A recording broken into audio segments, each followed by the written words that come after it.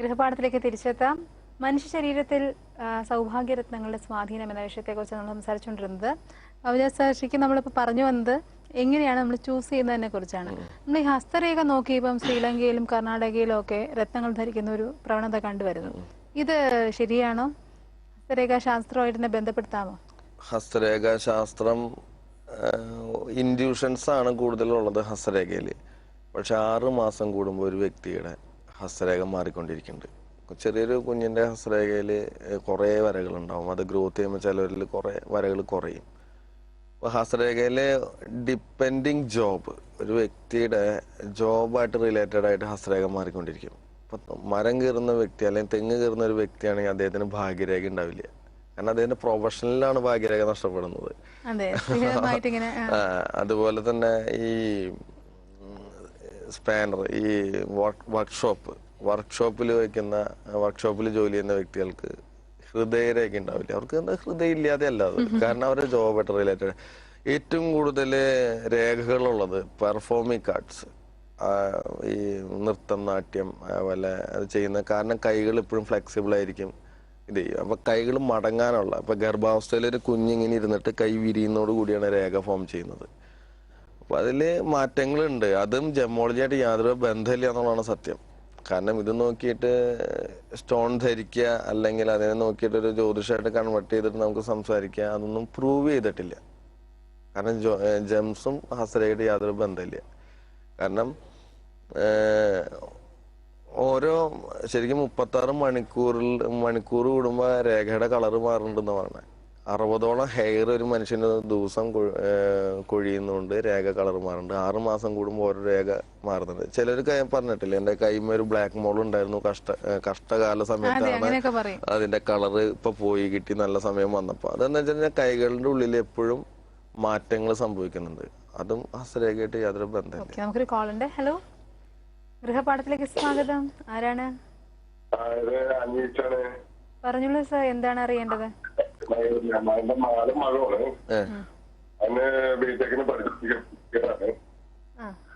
പഠിത്തത്തിന് വളരെ ഉത്സാഹപൂർവ്വം പെട്ടെന്ന് പഠിക്കാൻ പറയുന്ന ബുദ്ധിമുട്ടല്ല.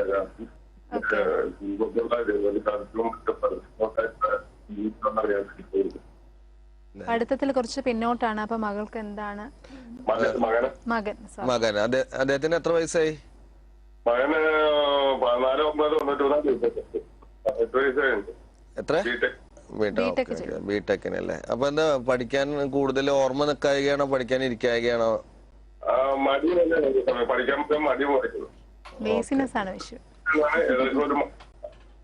Okay okay. അപ്പൊ ഈ യെല്ലോ സഫയർ ഇല്ലേ, മഞ്ഞ പുഷ്യരാഗം, 2 ക്യാരറ്റ് ലൈറ്റ് യെല്ലോ കളറിലുള്ള മഞ്ഞപ്പുഷ്യാകം. അത് ശ്രീലങ്കന്റെ യെല്ലോ മഞ്ഞപ്പുഷ്യാകം എന്ന് പറഞ്ഞാൽ കിട്ടും. അത് ചൂണ്ടുവിരല് ധരിക്കുക. അപ്പൊ ആള് കുറെ ഉഷാറാവും. അത് പഠിക്കുന്നതിൽ എത്രത്തോളം സ്വാധീനം എന്നുള്ളതിലുപരി ആള് എനർജറ്റിക് ആവും. അപ്പൊ ആ ലേസി ആയിട്ടുള്ള കുറെ അവസ്ഥകൾ മാറി കിട്ടും.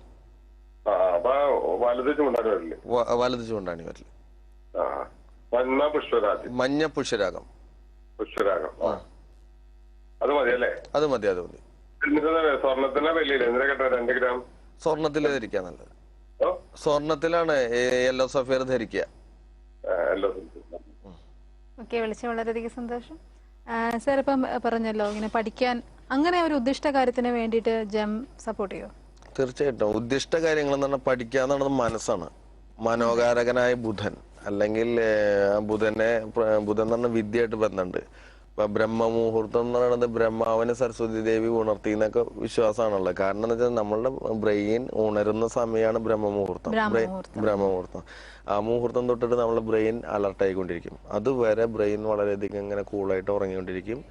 റീസൈക്ലിംഗ് ബില്ല്, കമ്പ്യൂട്ടറിൽ കാണുന്ന പോലെ റീസൈക്ലിംഗ് ബില്ല് നമ്മുടെ ബ്രെയിനിൽ വർക്ക് ചെയ്യുന്നത്. അത് തൊട്ട് ഓർമ്മകളുണ്ട്. അപ്പൊ പഠിക്കുക എന്നുള്ളത് എനർജി കൂട്ടാണ്. കാരണം അദ്ദേഹം കോൺസെൻട്രേറ്റ് ചെയ്യുന്നത് പഠിക്കുന്നതിലാണ്, പഠിച്ചിരിക്കും. എനർജി കൂട്ടാണ്. അതാണ് നേരത്തെ പറഞ്ഞത്. കാരണം പഠിക്കാൻ വേണ്ടിയിട്ടുള്ള സ്റ്റോൺ അല്ല, ഓർമ്മ നിൽക്കും, കുറെ കൂടി എനർജി കിട്ടും. ബുദ്ധിവികാസത്തിന് ഏറ്റവും നല്ലത് പെൻഡന്റ് ആയിട്ട് മരതകം കിട്ടിയിട്ട്, എമറാൾഡ്. എമറാൾഡ് എത്ര പെൻഡന്റ് ആയിട്ട് നമുക്ക് ക്വാണ്ടിറ്റി എത്ര വേണമെങ്കിൽ കൂട്ടിയിട്ടുണ്ടെങ്കിൽ അതാണ് ഈ എന്താ പറയാ സൗന്ദര്യ ലഹരിയിലുള്ളത്. എഴുതിയിട്ടുണ്ട് ശങ്കരാചാര്യ എഴുതിയിട്ടുണ്ട്. ശ്രീ മൂകാംബികയില് ഇപ്പൊ നമ്മുടെ ഇന്ത്യയിലുള്ള ഏറ്റവും വലിയ, ഇന്ത്യയിലല്ല വേൾഡിൽ എന്ന് പറയാം, ഏറ്റവും വലിയ മരതകം ശ്രീ മൂകാംബികയിലെ ദേവിയുടെ നെഞ്ചിലാണ് കിടക്കണേ. അതുകൊണ്ടാണ് ഏറ്റവും കൂടുതൽ വിദ്യയായിട്ട് ബന്ധപ്പെട്ട അല്ലെങ്കിൽ ആർട്സ് ആയിട്ട് ബന്ധപ്പെട്ട കലയായിട്ട് ബന്ധപ്പെട്ട എല്ലാവരും അവിടെ വരുന്നതും തോന്നുന്നത്. ആ രത്നത്തിന് വലിയൊരു സ്വാധീന വലയുണ്ട് മരതകം. അപ്പൊ വിദ്യക്ക് ഏറ്റവും നല്ലത് എമറാൾഡ് ആണ്. പക്ഷെ ലേസി ആയിട്ടുള്ള ഒരു വ്യക്തിക്ക് കുറച്ചും കൂടി എനർജറ്റിക് ആവാനായിട്ട് യെല്ലോ സഫയർ, അത് ലൈറ്റ് കളർ എന്ന് പറഞ്ഞത്. 2-3 കളറുകളുണ്ട്, കുറെ കളറുകളുണ്ട്. മഞ്ഞപ്പുഷ എന്ന് പറഞ്ഞാൽ മഞ്ഞ തന്നെയല്ല, പലതരത്തിൽ തന്നെ കളറുകളുണ്ട്. ഒരു കോൾ ഉണ്ട്. ഹലോ, ഗൃഹപാഠത്തിലേക്ക് സ്വാഗതം. ആരാണ്? സർ പറഞ്ഞോളൂ. എനിക്ക് എന്റെ ഭാഗ്യരത്നം എന്താന്ന് അറിയണം, പിന്നെ എന്റെ ടൈം നോക്കണം. ഓക്കെ, നാളെന്താ? നാളെ പൂയം. എന്ത് പർപ്പസിനാണ് നമുക്ക് ഇത് യൂസ് ചെയ്യേണ്ടത്? എനിക്ക് സാമ്പത്തികമായിട്ടും മറ്റേ ജോലിയുടെ സാമ്പത്തികമായിട്ടും. ഓക്കെ, എന്താ വർക്ക് ചെയ്യുന്നത്? ഞാൻ ദുബായിലെ ഡ്രാഫ്റ്റിംഗിലാണ്. ഡ്രാഫ്റ്റിംഗ്. ഓക്കെ. നമുക്ക് ഇതിലെന്താ നമുക്ക് മാറ്റം വരുത്തേണ്ടത്? എന്താ എനിക്ക് അതായത് സാമ്പത്തികമായിട്ട് നോക്കാൻ വേണ്ടി. സാമ്പത്തിക അഭിവൃദ്ധിയാണ്. സാമ്പത്തിക അഭിവൃദ്ധിയിലുപരി നമ്മള് എല്ലാ ഭാഗങ്ങളിലും പോകുമ്പോൾ നമ്മൾ വളരെയധികം വിജയിക്കുന്നില്ല എന്നുള്ള തോന്നൽ മനസ്സിൽ ഫീൽ ചെയ്യാറുണ്ടോ? ഓക്കെ. അപ്പൊ അതാണോ കൂടുതൽ പ്രോബ്ലംസ് ഫീൽ ചെയ്യുന്ന മനസ്സിന്? ഓക്കെ. അപ്പൊ ഒരു കാര്യം ചെയ്യൂ, പിങ്ക് സഫയർ എന്ന് പറഞ്ഞ സ്റ്റോൺ ഉണ്ട്. പിങ്ക് സഫയർ അത് ശരിക്ക് നവരത്നത്തില് പ്രീഷ്യസ് ആയിട്ടുള്ള സ്റ്റോൺ ആണ്. പക്ഷെ നമുക്ക് കൂടുതൽ ലക്ക് എന്ന് പറയുന്നത്, കാരണം നമുക്ക് എന്ത് കാര്യങ്ങളും ചെയ്യുമ്പോ കൂടുതലൊരു പിന്തുണയാണല്ലോ ആവശ്യം. കാരണം നമുക്കിപ്പോ എന്ത് ചെയ്താലും നമുക്ക് ഒരു റിസൾട്ട് വരുന്നില്ല എന്നുള്ളതാണ് മനസ്സിൽ ഇപ്പൊ ഫീൽ ചെയ്യുന്നത്. അതിന് പിങ്ക് സഫയർ എന്നുള്ള സ്റ്റോൺ ഉണ്ട്. അത് പത്മരാഗം എന്ന് പറയും മലയാളത്തില്. പത്മരാഗം. അത് റിംഗ് ഫിംഗറിൽ, വലത്തേക്ക് അതിന്റെ റിംഗ് ഫിംഗറിൽ ധരിക്കുക. 2.5 കാരറ്റ്, 2.5 കാരറ്റ്. സ്വർണത്തില് വെള്ളിയിലായാലും കുഴപ്പമില്ല, ഏതിലായാലും കുഴപ്പമില്ല. ഇല്ലില്ല, അത് നമുക്ക് വളരെയധികം കുറെ കൂടി ഹാപ്പി നമ്മുടെ മനസ്സിന് കിട്ടും. ഇപ്പൊ നമ്മൾ ഒറ്റപ്പെട്ടു, നമുക്ക് സമ്പത്തില്ല, അല്ലെങ്കിൽ നമുക്ക് ഇതില്ല, അങ്ങനെ കുറെ നമ്മള് നെഗറ്റീവായിട്ടുള്ള ചിന്തകളല്ലേ വരുന്നേ. അതിനെ മാറ്റാനായിട്ട് ഇത് പറ്റും. വിളിച്ച വളരെയധികം സന്തോഷം. എനിക്ക് തോന്നിയൊരു ഡൗട്ടാണ് സാർ. ഇപ്പം പിങ്ക് സഫയർ പറഞ്ഞു, മഞ്ഞ പുഷ്യരാഗം പറഞ്ഞു, നേരത്തെ ഇന്ദ്രനീലത്തിന്റെ പറഞ്ഞു. ഏകദേശം എല്ലാവർക്കും ഒരു ഇന്റൻഷൻ, ഒരു കുറച്ച് എനർജി കിട്ടുക, സപ്പോർട്ട് കിട്ടുക എന്നുള്ളതാണ്. പക്ഷെ സാറ് പ്രിസ്ക്രൈബ് ചെയ്ത 3 സ്റ്റോൺസ് ആണ്. അത് എന്ത് ബേസിലാണ് സാർ? ഇത് ഈ പിങ്ക് സഫയർ എന്ന് പറഞ്ഞാൽ റെഡിഷ് യെല്ലോ ആണ്. റെഡിഷ് യെല്ലോ എന്ന് പറഞ്ഞാൽ റെഡ് കളർ പൊതുവെ ഹീറ്റാണ്, യെല്ലോ കളർ കൂളാണ്. അപ്പൊ ഇദ്ദേഹത്തിന് ജോബിൽ, അല്ലെങ്കിൽ ഇപ്പൊ നേരത്തെ പ്രിസ്ക്രൈബ് ചെയ്ത ഇതില് ജോബ്, അല്ലെങ്കിൽ ആൾക്ക് കോൺഫിഡന്റ് കുറയുന്നതാണ് വിഷയം. അപ്പൊ ഈ ശാസ്ത്രീയമായിട്ട് പറയണേ മെയിൽ ഫീമെയിൽ, അല്ലെങ്കിൽ neutral face, neutron proton, electron electrode എന്ന് പറഞ്ഞാൽ 2 ഒബ്ജക്റ്റുകളുടെ ബിറ്റ്വീൻ വരുന്ന ഒരു സ്പാർക്കിംഗ് ആണെന്ന് കാണുന്ന വേൾഡിലെ എല്ലാ എനർജി. ഇപ്പൊ ഒരു ലോഹവും മറ്റു ലോഹവും കൂടി കൂട്ടിപ്പിക്കാനുള്ള ഫ്ലെക്സ് കണ്ടുപിടിച്ചാണ് ലോകത്തിലെ ഏറ്റവും ആദ്യത്തെ മാത്രമായി കണ്ടുപിടുത്തെന്ന് വേണമെങ്കിൽ പറയാം. അതുപോലെ ഇദ്ദേഹത്തിന് ഈ ഇപ്പൊ പ്രിസ്ക്രൈബ് ചെയ്ത ഈ സ്റ്റോണിന്റെ ആവശ്യം മൈൻഡും അല്ലെങ്കിൽ ഇദ്ദേഹം അച്ചീവ് ചെയ്യാനുള്ള പൊസിഷനും തമ്മിൽ ഒരു സ്പാർക്കിംഗ് ഉണ്ടാക്കലാണ്. അതിന് ഇപ്പൊ നവരത്നത്തിൽ യൂസ് ചെയ്യാത്ത സ്റ്റോണാണ് പത്മരാഗം. അത് പത്മരാഗം എന്ന് പറഞ്ഞാൽ ശരിക്കും താമരയുടെ ഇതളിന്റെ കളറിൽ കിട്ടും, റെഡ് കളർ കിട്ടും. അപ്പൊ ശരീരത്തിന് ഇദ്ദേഹം കൂളാവുകയാണെങ്കിൽ സ്റ്റോൺ ചൂടാക്കും. അങ്ങനെ 2 ഡുവൽ പേഴ്സണാലിറ്റിന്ന് ഒരു പേഴ്സണാലിറ്റിയിലേക്ക് ചേഞ്ച് ചെയ്യാൻ വേണ്ടിയിട്ടാണ് അങ്ങനെ. ഈ ഫിംഗേഴ്സിന്റെ പ്രത്യേകതയുണ്ടോ? ഇന്ന ഫിംഗറിൽ ഇന്ന രത്നം, അങ്ങനെ ഒരു? തീർച്ചയായിട്ടും. അതായത് വളരെയധികം ഒരു ഇപ്പൊ യെല്ലോ സഫയർ എന്ന് പറയുന്നത് അധികാരമാണ്, അല്ലെ വ്യാഴം എന്ന് പറയുന്നത് അധികാരമാണ്. അധികാരത്തിന് കൈ ചൂണ്ടിയാണ് സംസാരിക്കുക. അല്ലെങ്കിൽ വിദ്യക്ക് ബുധനാണ്, അത് ചെറുവിരലാണ് പറയാ. ഇപ്പൊ ഞാൻ നിന്നെ കൊല്ലുന്ന ഇങ്ങനെ കൈ ചൂണ്ടി സംസാരിക്കുന്നുണ്ട്, പക്ഷെ ഞാൻ നിന്നെ കൊല്ലുന്ന ചെറുവിരലുകൊണ്ട് ആരെങ്കിലും ചൂണ്ടി പേടിക്കൂ? ഇല്ല. വിജയചിഹ്നമായിട്ട് ഈ വിരൽ കാണിക്കാറുണ്ട്.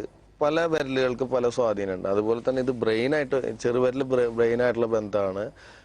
മോതിരവിരല് ശുക്രനായിട്ടുള്ള ബന്ധമാണ്. രാഹു കേതു എന്ന് പറഞ്ഞാൽ മിഡിൽ ഫിംഗർ സാറ്റൻ, ശനി. രാഹു കേതു ശനി സാറ്റൻ ആയിട്ടുള്ള ബന്ധം. വ്യാഴം മാത്രം അധികാരം, അതേപോലെ പ്രൗഡ്, പ്രജ്ഞ, ആജ്ഞ എന്നൊക്കെ പറയുന്നത് നമ്മളെ ഫിംഗറാണ്. ഇതിന്റെ എനർജി വളരെ ഈസി ആയിട്ട് കയറുന്ന ഓരോ ഫിംഗറുകളാണ് ഇത് പറയുന്നത്. അപ്പൊ ഈ പെൻഡൻ ആയിട്ടോ നെക്ലസ് ആയിട്ടോ യൂസ് ചെയ്യുന്നതിൽ ഡിഫറൻസ് ഉണ്ടോ? അല്ല, പെൻഡന്റ് ആയിട്ട് യൂസ് ചെയ്യുമ്പോൾ മാഗ്നറ്റിക് പോയിന്റ് എന്ന് പറയും, യൂണിയൻ ഓഫ് ഗോഡ് അല്ലെങ്കിൽ മാഗ്നറ്റിക് പോയിന്റ് എന്ന് പറയും. നമ്മുടെ ശരീരത്തിന്റെ എല്ലാ കൺട്രോളും ഇവിടെയാണ് ഇരിക്കുന്നത്. അപ്പൊ മനസ്സാണോ ഇവിടെ ഇരിക്കണെന്ന് ചോദിക്കാൻ ഇതുവരെ ഉത്തരമില്ല.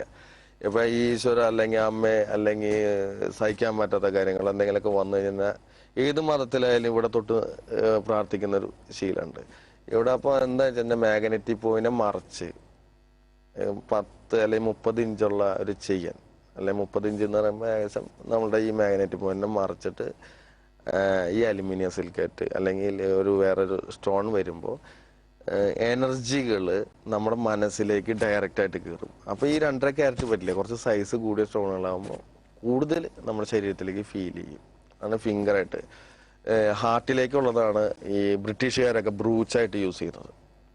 ബ്രൂച്ച് എന്ന് പറഞ്ഞാൽ മനസ്സിലായില്ലേ? ബ്രൂച്ചായിട്ട് യൂസ് ചെയ്യുന്നത് പഴയ രാജാക്കന്മാർ അല്ലെങ്കിൽ ഹൈന്ദവമായിട്ടുള്ള രീതിയിലുള്ള പഴയ രാജാക്കന്മാരും ദൈവങ്ങളൊക്കെ കൈമലും കാലുമലും ഇവിടെയൊക്കെ നിറയിട്ടുണ്ട്.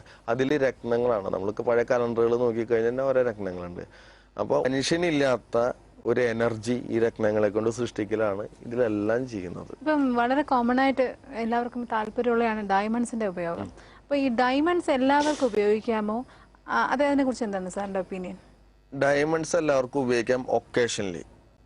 ഒരു ഫംഗ്ഷന് മാത്രം ഉപയോഗിക്കേണ്ട സ്റ്റോണാണ് ഡയമണ്ട്സ്. സ്ഥിരം ഡയമണ്ട് ഉപയോഗിക്കുമ്പോൾ 2 കാര്യങ്ങളിൽ ബുദ്ധിമുട്ട് വരുന്നതാണ് പ്രാക്ടിക്കലി. ഇപ്പോൾ ഡയമണ്ട്സിന്റെ സെറ്റാണ് ഞാൻ യൂസ് ചെയ്തത്. Bangle, rings, necklace, year ring, ഇതെല്ലാം ഡയമണ്ട്സിന്റെ യൂസ് ചെയ്യുന്നുണ്ട്. ഈവൻ നമ്മൾ റൈറ്റ് ഫിംഗറിൽ ഡയമണ്ട് യൂസ് ചെയ്യുമ്പോൾ നമ്മൾ ഭക്ഷണം കഴിക്കുമ്പോൾ അതിന് ഒരെണ്ണം ലൂസായി പോയി കഴിഞ്ഞാൽ നമ്മുടെ ശരീരത്തിന് ഉൾഭാഗം മുഴുവൻ ക്രാക്കായിട്ട് ഈവൻ ബ്ലീഡിങ്ങോട് കൂടി ഡെത്ത് ആവും. ഒന്നാമത്തെ കാര്യം.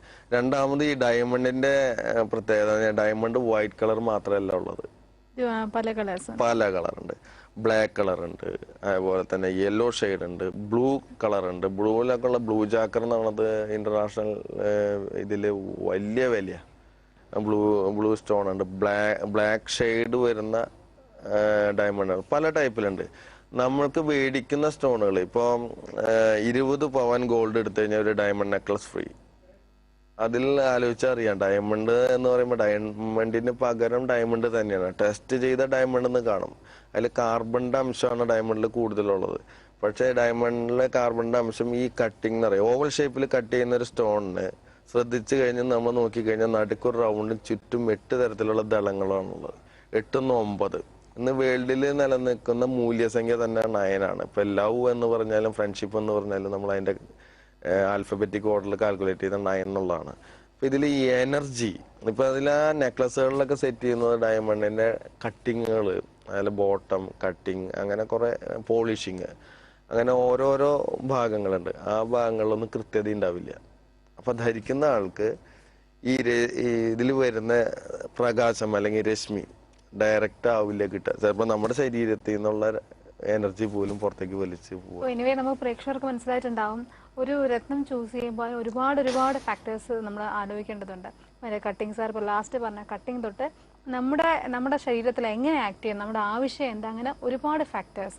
അപ്പോൾ ഇനി മുതൽ പ്രേക്ഷകർ ഒരുപക്ഷെ അതിനെക്കുറിച്ച് ചിന്തിച്ചിട്ടാകും ഒരു സ്റ്റോൺ പ്രിസ്ക്രൈബ് ചെയ്യുക എന്ന് ഞാൻ വിചാരിക്കുന്നു. എന്തായാലും ഇന്നത്തെ എപ്പിസോഡ് എല്ലാവരും എൻജോയ് ചെയ്താണെന്ന് വിശ്വസിക്കുന്നു. വീണ്ടും ഗൃഹപാഠത്തിലൂടെ കണ്ടുമുട്ടാം. എല്ലാവർക്കും നന്ദി, നമസ്കാരം.